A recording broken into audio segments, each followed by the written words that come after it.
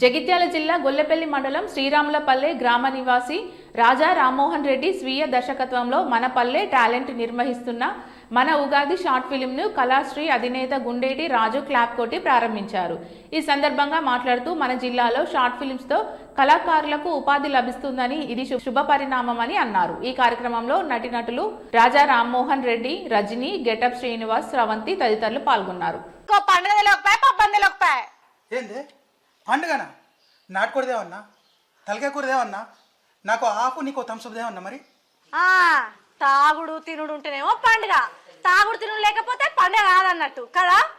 అయినా మన పల్లె టాలెంట్ యూట్యూబ్ ఛానల్ అధినేత మిత్రుడు రాజా రామ్మోహన్ రెడ్డి స్వయం కృషికి అభినందిస్తున్నా. ఇప్పుడు ప్రస్తుతం సామాజిక మాధ్యమం ప్రపంచాన్ని ఏలుతుంది.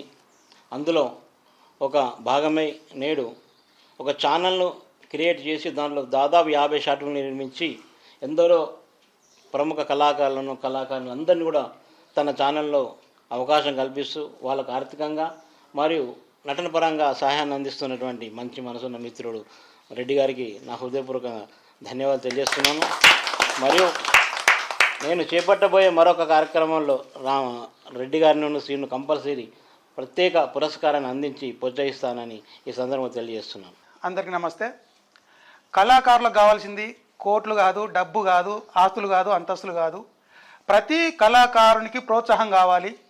జైత్యాల నుండి గుండేటి రాజు గారు కళాకారులను గుర్తిస్తూ ప్రోత్సహిస్తూ వాళ్లకు మంచి ధైర్యాన్ని కల్పిస్తూ ముందుకు పోవడానికి ఎన్నో రకాల వాళ్ళు కార్యక్రమాలు చేపడుతుర్రు. ప్రతి కళాకారుని ప్రోత్సహిస్తుండ్రు. నేను ఎన్నో కార్యక్రమాలకు అటెండ్ అయినా వారి ప్రోత్సాహాన్ని నేను చూసినా నాకు కూడా ఈ స్థాయి కావాలి అని నేను అనుకున్నా. కాకపోతే సారే మా గురించి తెలుసుకొని ఇంటి దాకా వచ్చిర్రు. Thank you sir. మా గురించి, మా టీం గురించి, మేము తీసే కథల గురించి తెలుసుకొని ఇంటి దాకా వచ్చిర్రు. నేను వీరిని కలిస్తే చాలు అని నేను అనుకున్నా. ఎన్నోసార్లు వీళ్ళు చేసే కార్యక్రమాలకు అటెండ్ అయినా ఎక్కడో చివరిలో కూర్చుండేవాడిని. ఎప్పుడైనా కానీ నాకు ఈ స్థాయి వస్తుందా రాదా అనుకున్నా. కానీ సారే గుర్తించుకొని ఇక్కడ దాకా వచ్చిండ్రు అని అంటే నేను జీవితంలో మర్చిపోలేను ఈ సందర్భాన్ని.